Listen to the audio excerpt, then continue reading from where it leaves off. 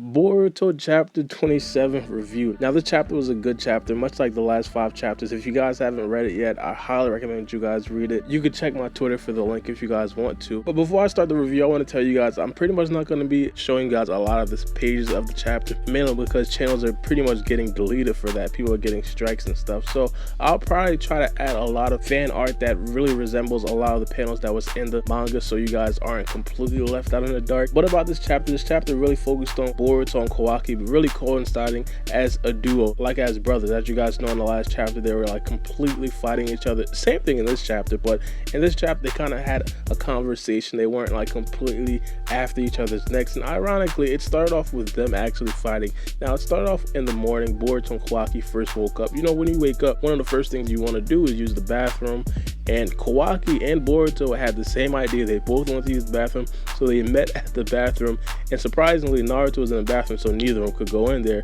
so they had to go pee behind the house. So they both start peeing behind the house, and then afterwards they just start fighting like it was on site as soon as they finished using the bathroom. It was really like a taijutsu fight. We didn't really see a lot of jutsus being thrown out in this fight. Now, to be honest, taijutsu wise, it looked like they wanted to go for the fact that Boruto and Kawaki are equal. Now, I'm not completely sure if that's directly the case, mainly because Kawaki supposedly, not even supposedly, it's pretty much confirmed at this point that Kawaki's like stronger than Konohamaru, probably even without his karma seal. But they start fighting, was basically hand in hand, and then out of nowhere they both turn on their karma seal, which is like amazing. Everybody here loves to see the karma seal. The karma seal is pretty much like the biggest thing as of right now. But as soon as they activated their karma seal, Naruto's shadow clone stepped in. It was like a funny scene because Naruto's shadow clone's right there and the real Naruto was still on the toilet. It was like a hilarious scene. It was like, yo, I can't use the bathroom in peace. But after that scene, Kawaki and Boruto actually sat down, or they didn't sit down, they were still standing up, but they actually started to talk about the karma seal, and Boruto wanted to know how Kawaki got the karma seal. Well, first of all, Kawaki asked Boruto how he got the karma seal,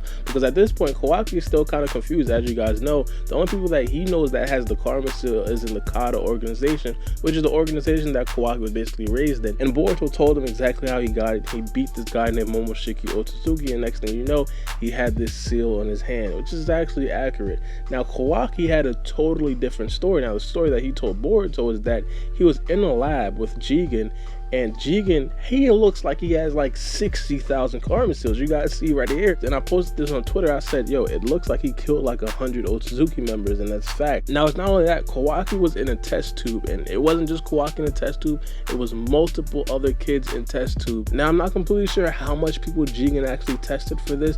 In the manga, they did say that 12 other kids died that day, and they did test another person, so it should be 13 other people died that day, I'm guessing.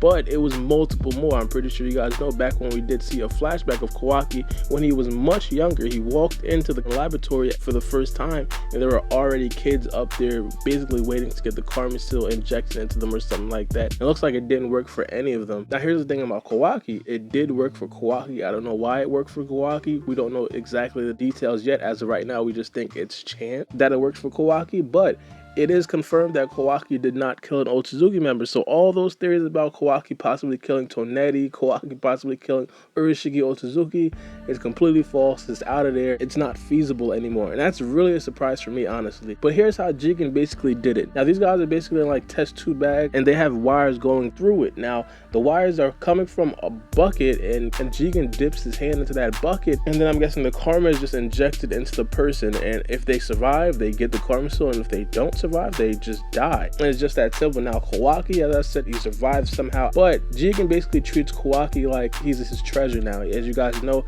they call Kawaki the vessel, and this whole arc basically started with Jigen going crazy like, hey, we lost the vessel, how do we lose the vessel? So we do know that Kawaki is part of a rare breed. Now, I'm not completely sure if Jigen has more people like Kawaki. Like, for example, as I said, Jigen done this to multiple other kids before. Kawaki might be the only one, but there might also be 2 or 3 more that survive that same treatment. Now, Kawaki said something very interesting to Boruto, and it's the fact that Kawaki doesn't like the karma seal. Like, he's always trying to figure out how to get the karma seal off of his hand. He thinks that it's like an annoying brand. Now, I'm not completely sure why he totally hates the karma seal. It might be something very much different from just being an annoying brand, but there is something very serious about Kawaki just not wanting the karma seal. You know, on the outside, it basically looks like a very overpowered Kekkei Genkai that I'm pretty sure multiple ninja would basically kill to have. And here's this guy Kawaki like, nah, I kind of on it. So I'm guessing there is some very deep secrets that we don't know about the Karma Seal yet, and I'm pretty sure we're going to end up finding a lot more information about the Karma Seal in the next chapter and the chapters going on after that. Now in the next chapter,